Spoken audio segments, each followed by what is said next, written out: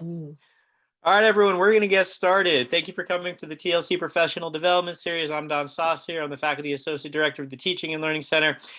Every Wednesday at noon, we have a PD event, a professional development event. We're glad you're here. If you ever miss us, catch us. We post these on our website, share them with your colleagues and all of those kinds of things. If you want to get a certificate or even be a TLC fellow, there are ways that you can do that. And one of my colleagues are going to drop that link into the chat with more information. Next week, I think we'll have a teaching chat where we'll actually get to share ideas about whatever y'all want to talk about. So bring your questions, bring your experiences, bring your wins, bring the things that you're having trouble with, all of that, and we'll talk about that next week. But today we have a very exciting event. Today we have a panel about getting involved in the Scholarship of Teaching and Learning, discussion about things to know getting started. The panel is led by Jason Bergtold, who is this year's Kaufman Chair. The Kaufman Chair is the newest University Distinguished Teaching Scholar, which is the biggest honor that we give at K-State for teaching. So without further ado, I'm going to turn it over to Dr. Bergtold, and he will introduce the rest of his panel. Thank you, Jason. So I'm going to share my screen real quick. So welcome everyone. Thank you for attending. So the discussion today is going to be about getting engaged in the Scholarship of Teaching and Learning. And the idea is building on the one we did in October. If you have seen that one, if you have not, as Don said, it is archived. And so this is basically a discussion about things to know. I invited a couple additional people that I thought important things to know, since I am an editor of a teaching journal. I will be presenting myself, but I'll be going last. First up, we're going to have Heath Ritter, who's the director for the University Research and Compliance Office, and he's going to talk about human subjects, maybe touch a little bit on FERPA. I'll hit that as well, but things to think about in terms of human subjects research. Then second, we'll have Shams El Adwi, who's in a physics education research graduate student in the physics department, and she'll be talking about the PEERS program. As well as some of her thoughts on research and modeling of research in this domain. And then I'll finish up and give you kind of the things to know, getting started from an editorial perspective, and some of my own experience in that realm as well. So I'm going to go ahead and unshare, and then I will turn it over to Heath. All right. Good afternoon, everybody. Thanks for having me here today. I'm going to do a very high-level overview of a couple, 3 or 4 points that I would recommend you all take into consideration when you're thinking about doing research with regards to curriculums, pedagogical research, classroom management techniques, that sort of thing. So with regards to the IRB, the first thing I would encourage you to do is actually think about the end result and what is it you want to do with the data that you're collecting, because that's going to be a big key as to whether or not you actually need to submit an IRB application and go through the review and approval process within our office. So what does that mean? So if you are considering testing out a new teaching methodology and you're wanting to get feedback from your students, but that feedback is going to be used for professional development to yourself. You're looking to improve your teaching methods, you're looking to improve your classrooms, you're not really intending on disseminating those findings out. That is something that would not meet the federal definition of research and would not be something that you would need to concern yourself with completing an IRB application and getting review and approval for an activity like that. It's not until you actually decide that you're going to disseminate those findings out to a larger population that the activity would then fall under the federal regulations with regards to research involving human subjects. There's a long definition to what research involving human subjects is. I'm not going to go through that whole thing right now, but a big piece of that definition is your intent to publish or disseminate those findings. So if you are testing out teaching methods or classroom management systems or something like that within your classroom, and you're wanting to disseminate those results, there's a specific statute in the federal regulations that cover that kind of research. And so that activities like that need to be submitted through our office for review and approval before those activities actually take place. Things that you need to think about when filling out and submitting an application to our office. The first thing you need to consider is training. Yourself as principal investigator and anybody you list on the application will be required to complete city training modules before final approval of your activity can be given. You can take those modules before you submit the application, but it's not required. One thing we do when we receive your application is check every name on the application against our city database to see who has and has not completed the training. And we will email you and let you know if anybody needs to complete project-specific training for that particular activity. Training is good for 3 years. So if you've taken the training, a year or two ago, excuse me, before you submit the application, that's fine. You would not be required to take that training again if you've taken it within 3 years. So training is something that's important and is required for any research protocol to be approved through our system. The other thing I'll ask you to consider is the type of data that you're going to be collecting. And what I mean by that is, are you going to be collecting personal, private information, identifiable information? And if so, what is the justification for that? Is there a need to, collect students' wildcat ID numbers, for example? I mean, is that a data point that's really going to improve your results, your methodologies? I mean, is it really going to provide you with needed information for your study, or is it just an easy, convenient way for you to link things together? So that's a very important piece of the IRB application when it comes to maintaining confidentiality and justifying the type of data that you're going to be collecting. And where this is also going is getting into student grades and FERPA related issues. Jason's going to talk about that more in a little bit. What I'm going to mention about it though is your research activity, if it involves FERPA related information such as student grades, there's going to be another layer of review that has to be completed before you can start your activity, and that's going to be through the registrar's office. There's a form there that needs to be completed. You can talk to Kelly Brungy about that. She's the one that will be reviewing and requesting more information or approving those requests that come through her office. So FERPA related information is something that is not only protected through the IRB process, but it's also protected through the registrar's office. So you need to understand that and allow more time for projects like that to be reviewed and approved before they actually take place. And that review and approval time is the last thing I'm going to mention here during this presentation, because that's a question we frequently get. And that is, how much time does it take for my protocol to get reviewed and approved? We look at everything based upon levels of risk when it comes through our office. As a general rule, pedagogical research, that specific statute and the regulations I mentioned earlier, is considered a very low risk activity. It's something that falls under a category of exemption and typically goes through our process within a week to 10 days. It's really something that goes through the process pretty fast, but that is also dependent upon two things. One, training completion, which I mentioned earlier, and the second thing would be a complete application packet. So what does that mean? A complete application packet? We would need, the application to be filled out thoroughly and correctly, and we would need all supporting documents that go along with that particular activities.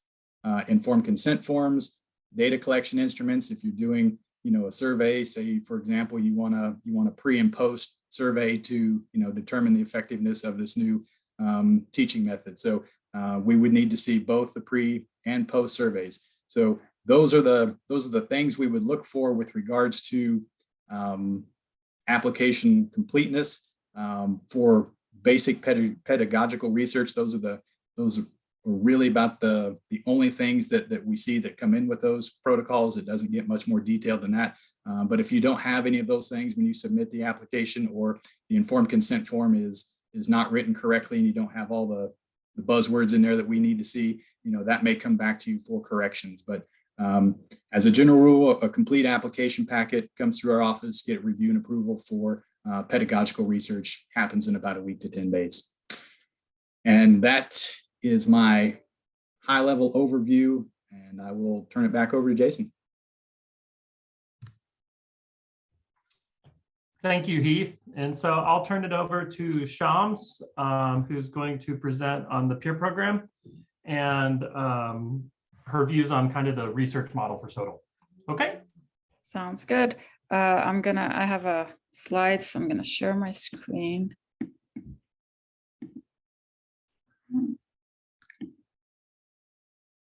Okay. So hello, everybody. I'm delighted to be here today to talk a little bit about getting started in education research. So I'm Shams Aladawi. I'm a grad student in the physics department here at K-State, and my research is on physics education research. To begin, I wanted to sort of just acknowledge the wonderful people that I work with here at K-State, my research team, but also all the members of the peer program, which is a professional development program that I'm going to be discussing in a little bit. To start, I wanted to give sort of my definition of terminology of SOTO and where I'm coming from, so people can like situate that within their own space and domain of research. So SOTO, the way I see it, it grew out of this realization and desire to be more scholarly about your teaching. And it's explicitly adisciplinary, and it's not STEM focused, but the topics of interest are how students learn within and across disciplines, how to improve teaching and learning in your classroom, department, and university, and the goal is to improve student learning and teaching. In my specific subject area, we talk often about DBER, which stands for Discipline-Based Education Research, which is very similar, but has a little bit of a STEM focus because it grew out of specific disciplines like physics, biology, and math.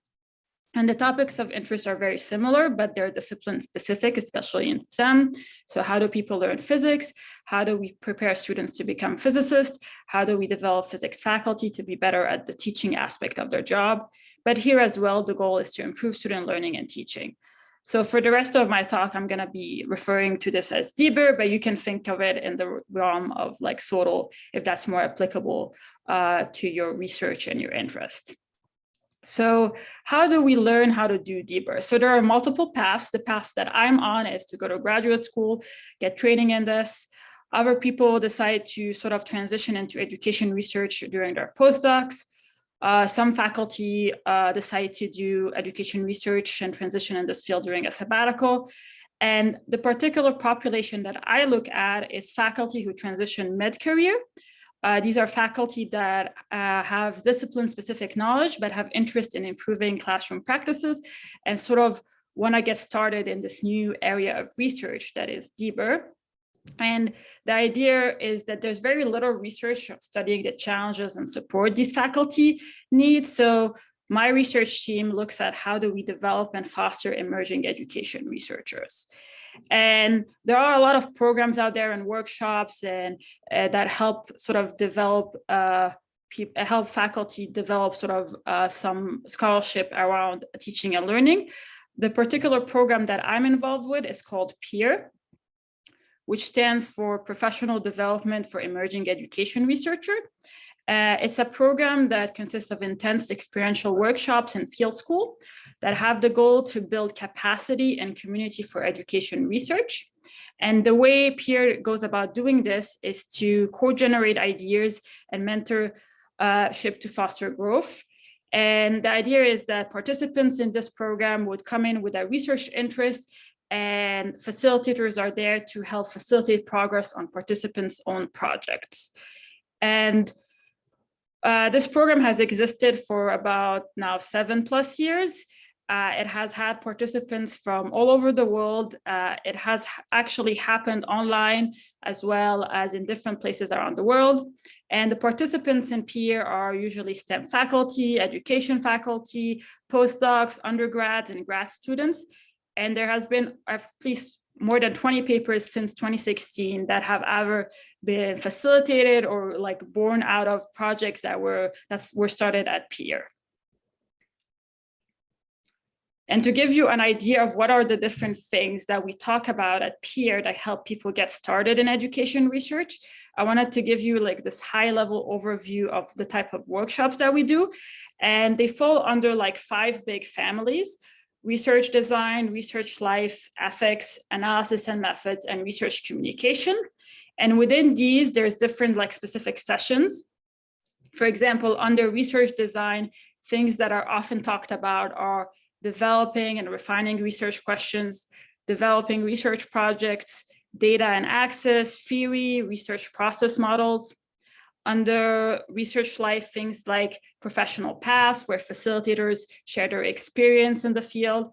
Also a session called What Comes Next, where like when the program ends, how do you prepare for the next few months in this new sort of research field, and what do you need to do to sort of achieve those goals? Under ethics, things like human subjects and IRB, collaboration and working groups, authorship discussions.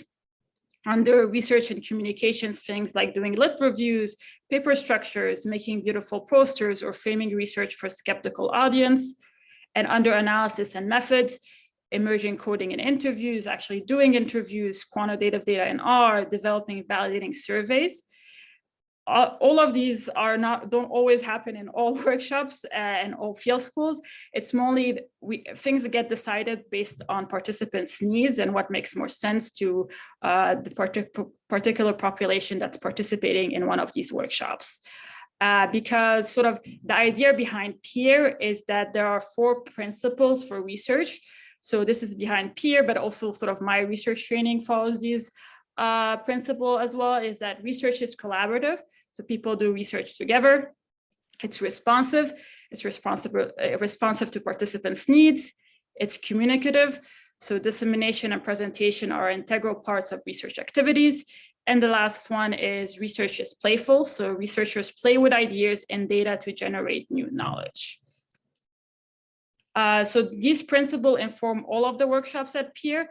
And one workshop that I'm going to talk a little bit about is the research processes model, and how Peer tried to advocate for sort of a certain model that helps emerging education researchers get started in the field. And this workshop starts with this sort of central claims around Peer, is that research questions are living questions, and generative writing generates ideas and helps publish papers. So what kind of model will help you achieve those things that sort of keep you going in this new area of research for yourself? So we talk first about the research stage model, and this model looks a lot like different sections of a paper. So you write a research question, do a lit review, choose a theory, get data, analyze data, write it up. And this usually is easy to teach to new researchers or students. And it's comforting to new people because it seems like there's stages and there are defined tasks with each stage. But the problem with this is that it often, at least from our experiences at Peer, that it often creates impossible tasks that can impede progress. Like doing the lit review seems daunting and overwhelming when you're completely new to a research field area. So in order to sort of advocate for those claims that research questions are living questions and generative writing generates ideas, Peer advocates for this parallel processes model and tries to get its participants to engage in that model, which says that research processes are overlapping and generative. So each analysis will suggest new data and new literature. Each paper suggests new data and new analysis. And it can seem intimidating at first when all the sections are overlapping all the time, but it actually often leads to fewer impossible tasks because you can do a little bit of each thread at a time. And as you learn more, you can do more, and you can go back and forth all the time continuously and be writing all the time different parts of your research project. And from our experiences at Peer and the program and participants, this often helps a lot of people move forward with their research and actually do some scholarship of teaching and learning in their classrooms and departments and universities. So this is kind of an overview of that research processes model session. And then we get sort of participants to actually work on their own projects, thinking in this way and framing it in this way. And lastly, I wanted to talk a little bit about the research that I do, because it is on emerging education researchers. And so Peer is a wonderful place to get some data and sort of see how to best support new people in the field. And the broad research question that sort of me and my team look at is, what do emerging education researchers need and how we can best support them. And that falls under 4 categories: training, support, community, and resources. The resources one is the one I do least research on, because that's often related to time and money. And that's research grants. That's a lot of it has to do with specific institutional sort of requirements and policies. But what often happens at peer is facilitators share their experiences with these things, and that often helps participants. My research focused more on training, support, and community. Under training, looking at sort of people's understanding of education research methods, theories, and publishing. What are the struggles there? How we can best support them around that. Under support, this refers to things like what makes good projects, project development, and management. For example, one of the research questions that I'm working on right now is how do STEM faculty gain agency during the process of engaging in a new research field? So what kind of training, support, and community, what are the mechanisms that help develop agency when you're engaging in a new research field? And then the last one is community. Research is collaborative. It happens in a community. But what kind of roles are most helpful to people who are starting out in this new research area? Is it peers? Is it subject matter experts? Is it project managers? A combination of one or two of those? So these are the things that sort of we look into, and what kind of role can help best support emerging education researchers. And so that's the high-level overview of some of the research that I do. For more information, if you're interested to know more about the program, here's the link to the website. There's a lot more information there, and here's my contact information. And yeah, that's all I have. Thank you so much, James. So I will share my screen again. So I guess I'll finish up here with the kind of presentation portion of this. And the idea here for me was to look at from kind of an editor's perspective. So some background in terms of, for me, is I've been an editor of a journal, Applied Economics Teaching Resources, that our national association started 3.5 years ago. And so I'm the inaugural editor, and it's been a real kind of process learning about and going through kind of this space. And so I'll be hinting to this journal, but a little broader as well, and some of my views. And so this is an open access journal put out by our national association. If you're interested, here's the link to the journal webpage. But the journal provides an inclusive outlet for research teaching. We also look at extension education, so it's even beyond just traditional in the classroom, as well as different components and types of teaching scholarship. And so one of the things to kind of, when you're getting started, and when I talk about this with other people, is don't limit yourself in terms of saying this has to be a more traditional research project, research focus type of article that's being published. And the question is, what can we write about when we're looking at SOTO? And so SOTO goes beyond just, it's in the classroom, it's for yourself, it's disseminating within your discipline, the community, the university, and so forth. But other types of kind of outlets and just examples of what our journal publishes, we do commentaries. And so these are kind of new innovative or issues, short pieces that get information out to our discipline and beyond. And you'll see these in other types of journals as well. We also do methods articles. So these are articles that are in pieces that are saying you've developed a new game or online simulation. Well, to put it out there, people will write this up and publish it for people to view and to access and use in their own classroom. So it's kind of a formal way to get new methods you're developing out into your discipline and to the broader community. In addition, we spend a lot of time in economics, and I know in business, doing case studies. And so there's a lot of time that goes into developing case studies for different areas. And so we also publish those. Kind of a side note, and I put this in parentheses because it's something I have to push my authors for quite a bit, especially for like case studies and methods articles, is really you design the articles, present what's being done, but really it's the supplementary documentation, such as a teaching note or the how-to or the actual documents used in the classroom that really people want. And so the article itself tells you how do you do it and how did it go, but publishing that, you want to make sure that you have those teaching notes and that ability to help new instructors kind of engage those new methods or use of those case studies. So we have quite a bit of requirement and guidelines and teaching notes and supplementary documents. And so it's something to think about when preparing these types of materials. The other thing to think about in terms from an editor's perspective, and I went through this in designing the journal, was who's the target group or who's our audience? And this one's interesting from the perspective that a lot of this is focused, and I think a lot of our presentations, we focus on undergraduate and graduate education, either be it online in the classroom or some hybrid. SOTO research can also focus completely on the instructors, who's actually presenting, who's at the front of the classroom and looking at preparation and their point of view. And so keeping that in mind, kind of two other areas that I've really started digging into is also adult education. So education outside of the traditional university, as well as extension.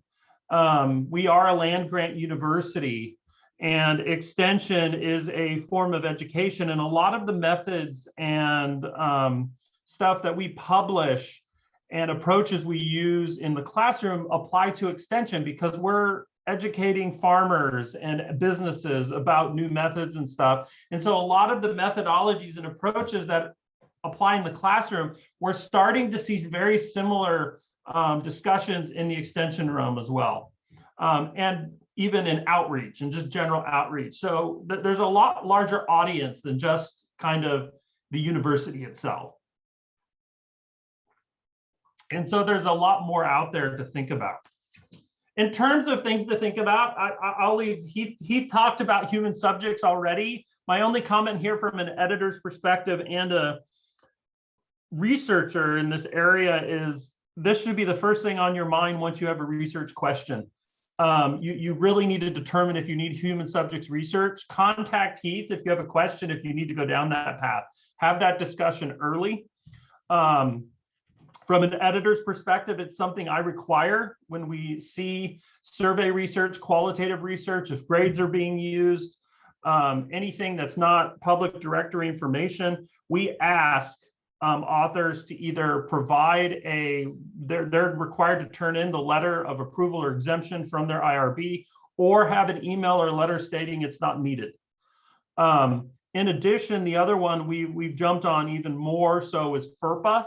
So if you're doing research with grades, very student-specific information, their work in the class, you need to get FERPA approval. In essence, you need to get approval from the registrar's office, making sure that you are meeting FERPA guidelines. The best way to do this is to get informed consent. Informed consent, formally, that has to be a signed document from the students. This can't be done on a survey. So electronic informed consent, legally is very gray. And so it needs to be a signed form. So a lot of times when I start projects, doing that informed consent right up front, when you start a class, or if you're doing a project, to get that before you even collect anything. And so that's something else we kind of push in looking at human subjects research.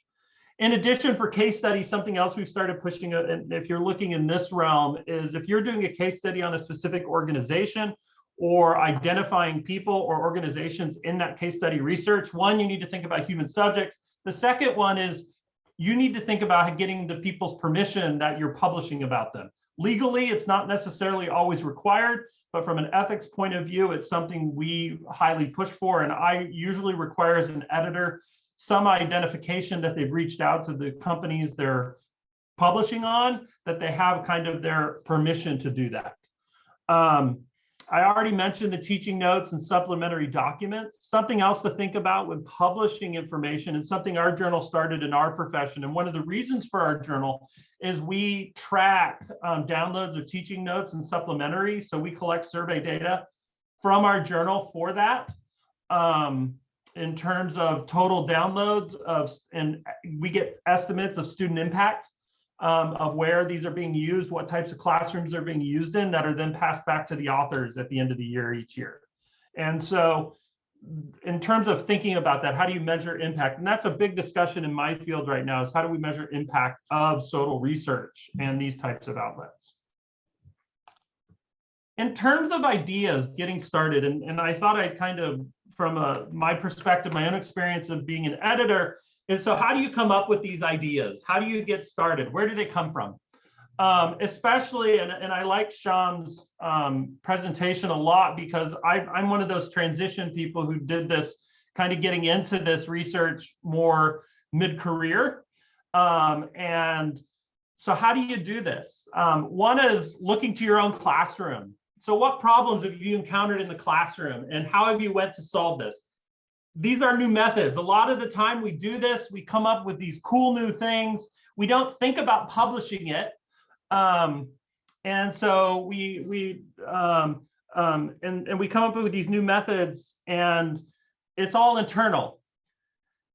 But when you do that from a SOTO perspective, you kind of want to think about the question, you solve this approach, but could this lead to research or a way to be shared? And so if that's on your radar, thinking about that from this perspective, you got to start thinking is, well, if I want to publish this potentially or present it and results from my students on how they did, I need to think human subjects, FERPA, and some of these other issues, and what kind of outlets am I looking towards?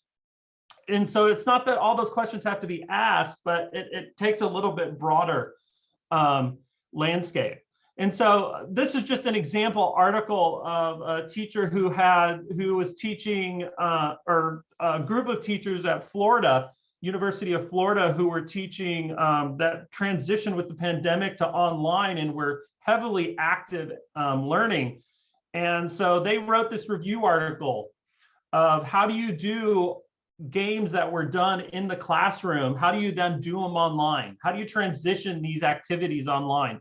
And so they wrote this review article looking at running classroom experiments online. And they wrote it, it used to be the good, the bad, the ugly. It wasn't really ugly. We got them to change it to the different. And how do you make these transitions? What tools are there? And it was really nice because they brought together a lot of information. And this is one of our most highly cited articles in terms of read and downloads. And so it's they kind of put their experience together to put this article together to look at, well, how do we make that transition given we move to a hybrid and online environment? And how do you run them? So it's not only just presenting different avenues, there's a lot of practical advice that they put together. And so this is more of a review article, but that kind of information. Use your own experience. So how do your own experiences influence how you teach and approach challenges in the classroom? And so this is something that kind of my own personal experience. The approaches and solutions you can provide avenues for exploration. Something I've always fought with and was always interested teaching large classrooms and stadium style seating was, do spatial considerations matter in the classroom? And how do you deal with academic dishonesty in these types of, so in a stadium seating, which is downward sloping, you can't cheat off the person in front of you, but you can easily see over the shoulder diagonally in front of you. And it was always something in the back of my mind, does that actually happen? And so we actually got data and we worked with an instructor who was teaching, I didn't use my own class. We worked with an instructor who had data for 3 years, who actually had a seating chart and mandatory seating, and that's how they took attendance. So you did sit in your seat or you were marked as absent, and that was an attendance grade. And so we were able to see, and then we looked at spatial orientations in the classroom on performance on exams. And interestingly enough, we found out we couldn't find any evidence of cheating, which was great. We were really happy about that. But it was interesting to see that because we looked at spatial orientations of saying, so how do the people who sit around you influence you? And this was just kind of a first step in that. I'm working with another person in my in my department, Dr. Yeager, who's actually on the call here. And we're looking at this deeper, looking at more than just who do you sit by, what are your relationships with them?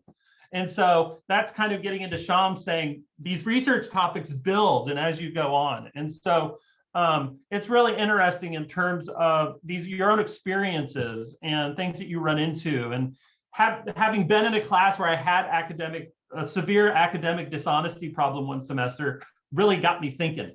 So, and it shaped some questions. And so kind of led to these research projects.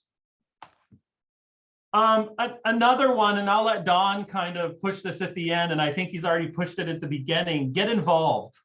There's workshops and trainings. If I'm interested in the peer program, and I've been involved in this, and just having other people, working with Don and some other people, and having kind of interactions and seeing different points of view, always brings new questions to me. And so I mentioned the there's other workshops and training that are discipline specific, and there are completely university teaching level conferences. There's professional development series that we have. We have a principles of college teaching class. I was lucky enough to take a pedagogy class at the graduate level for college teaching, which is similar, I believe, to what they do here. And we went through that. How do you teach in a university setting?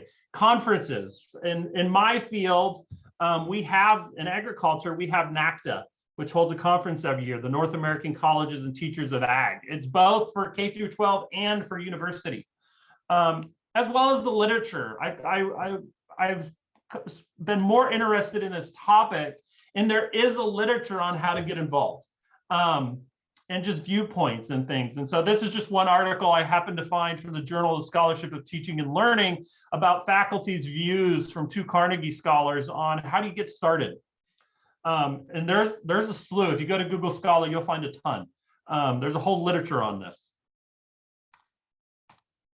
And so that's kind of, I think today we got a real high level view of kind of what we're looking at in terms of getting started in scholarship of teaching and learning. Obviously, the interesting thing itself is with Sham's research group, and this is a whole area of research as well.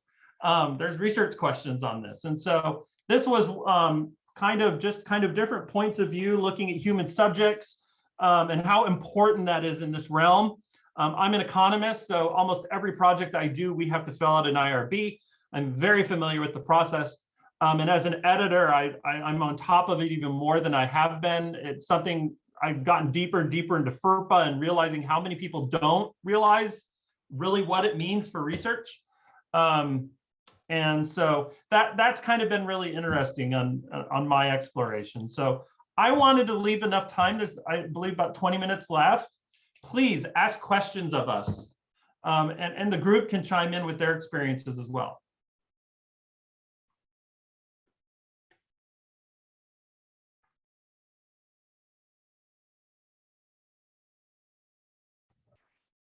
Hi, Jason and everyone. Thank you so much. I have a couple questions. If it's okay, I'll just go ahead.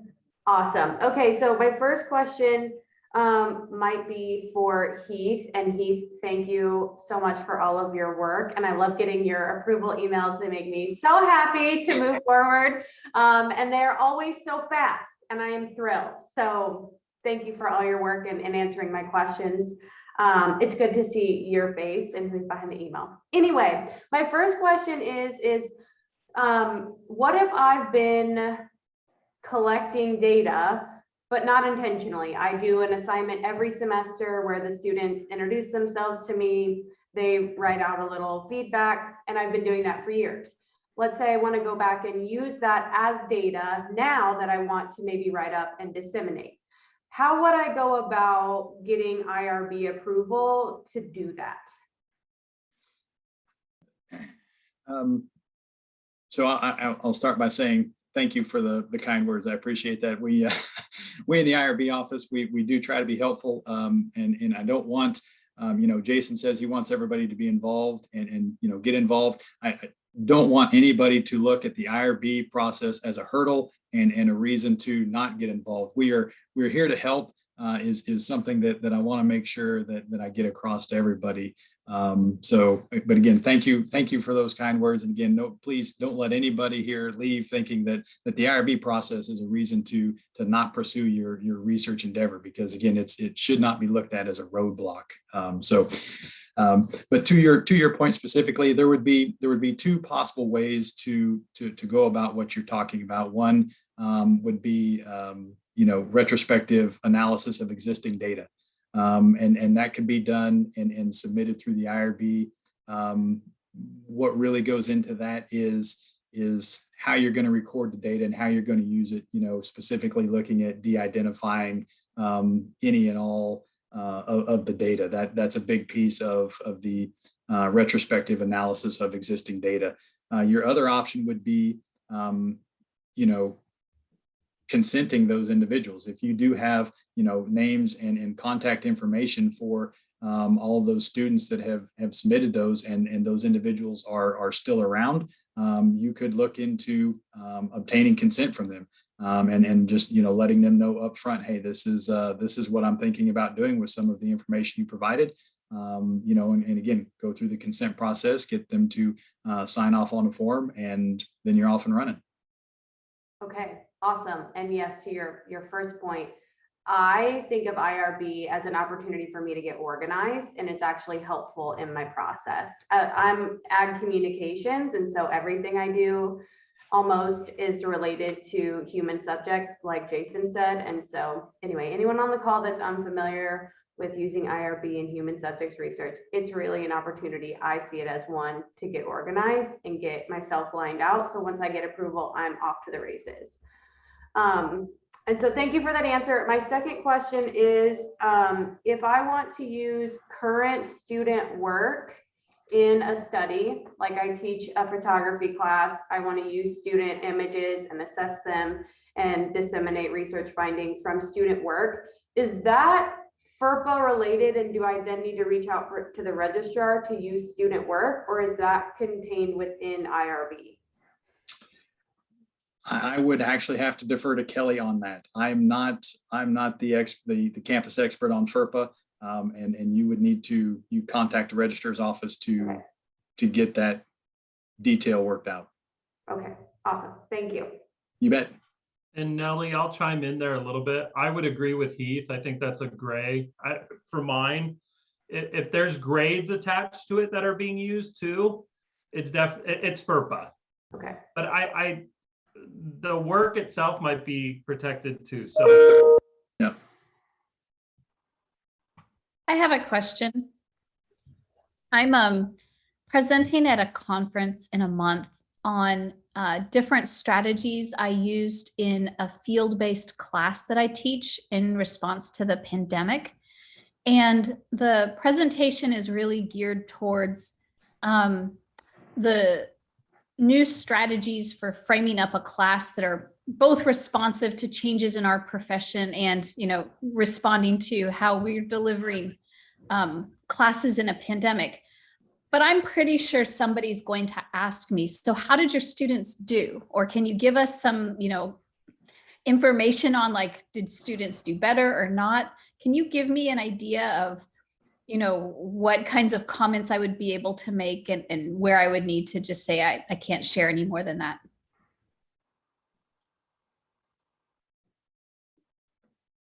And that question is coming to me from an IRB standpoint, or are you looking for, Jason from an editor standpoint, or where are you directing that question? A scattershot, whoever it best lands with. Shotgun approach. I love it. Yeah. Well, so from an IRB standpoint, that's a pretty tricky question.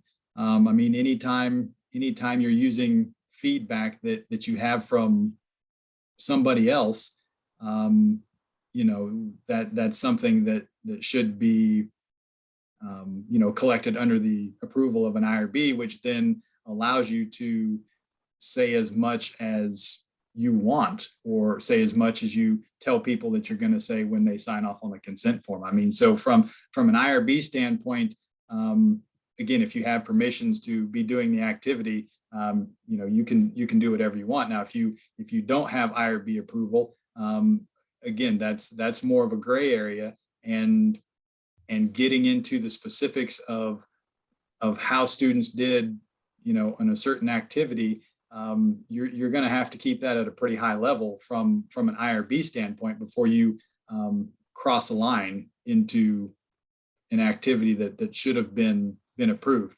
You know, I don't know that I have a specific example for you, you know, that would say, you know, you could talk about this but not talk about that. I don't know if that was a very helpful answer to you or not. For whatever it's worth, I'm not planning on presenting on student outcomes. Like the thrust of the presentation are different approaches to teaching field-based classes in our professional setting. So, you know, I'm not trying to ask for blessing to sneak in some, you know, student feedback. But, you know, I guess I'm saying that when I do get that question, I guess my standard response will be, I would love to talk to you about how the students did, but I did not conduct this teaching with an IRB approved research protocol. So I can't unfortunately mention anything about that. That's the response. Yeah.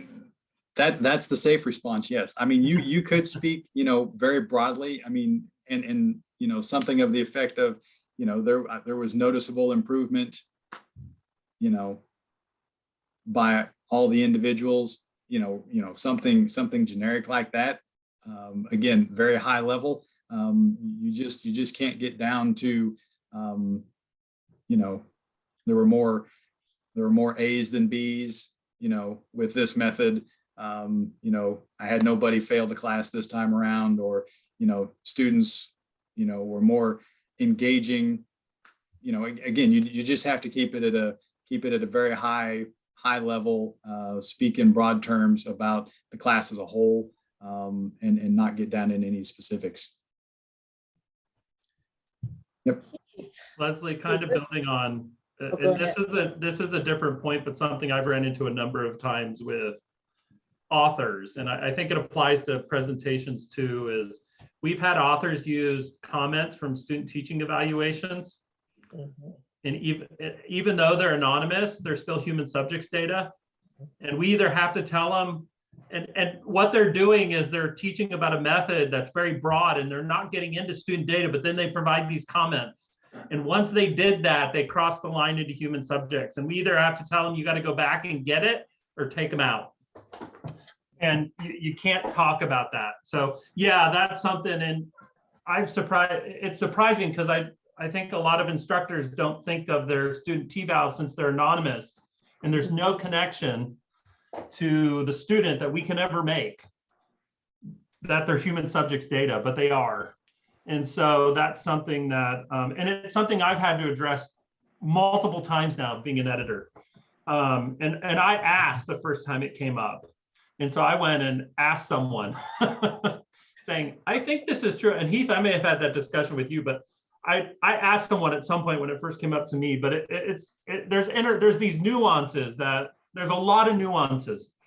Yeah. And we learn as we go. And there's no, I have yet to find, I think I found the first IRB article published in our profession for experimental research in one of our top journals. And the first time I've seen one.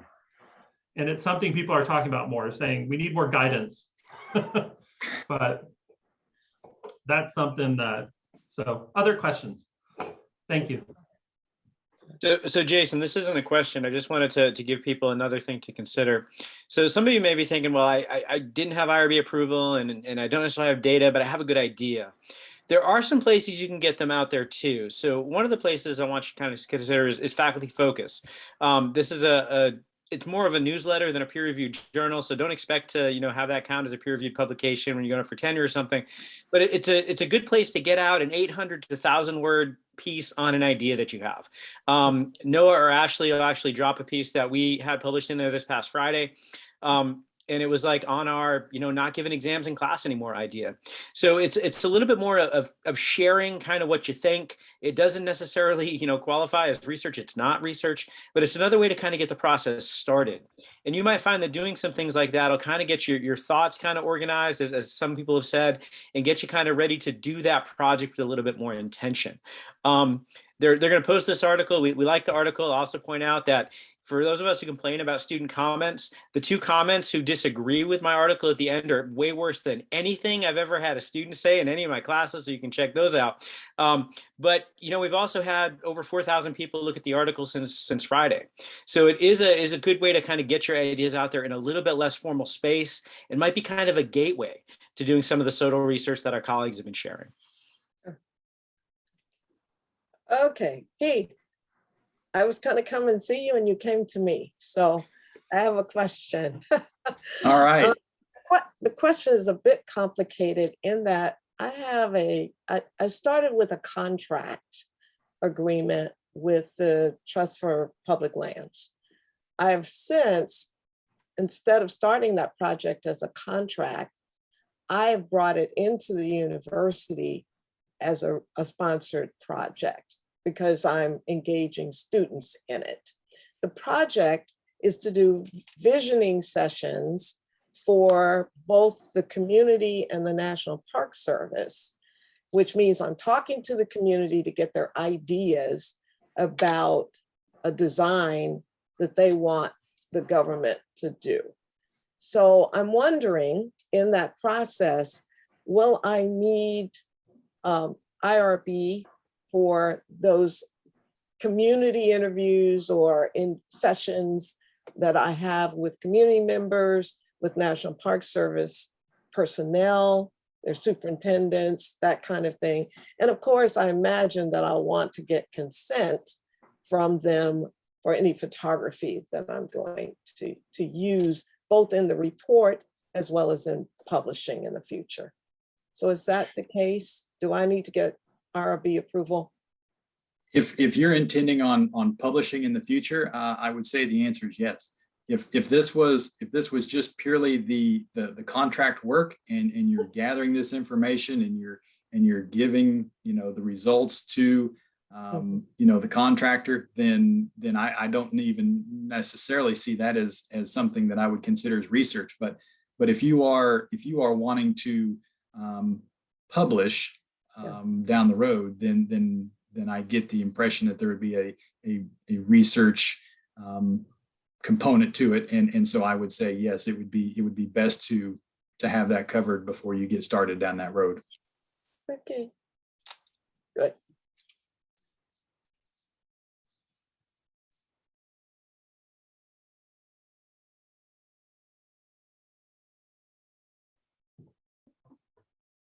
Other questions?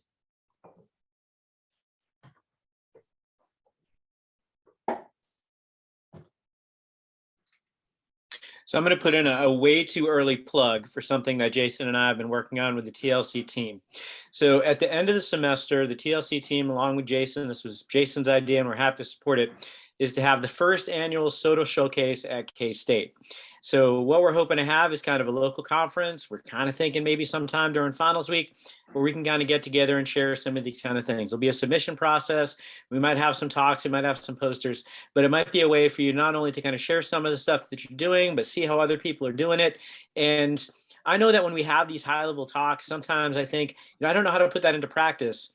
Well, you'll have some models to kind of see how people have put that into practice, and you'll have that opportunity to network and come up with collaborations and all of those kinds of things. So we'll have a lot more details forthcoming as we kind of get that ironed out.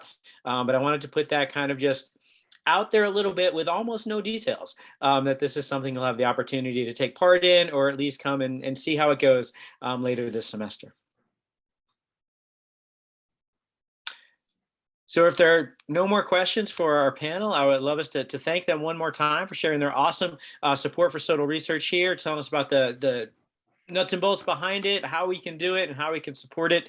And Heath, I will echo all of the thanks that we have over at the IRB. As I put in the chat, I've been at a number of institutions, and this is by far the fastest and the most reasonable IRB that I've worked with. They really do support researchers and doing the work in the way they want to, so I really appreciate all of that.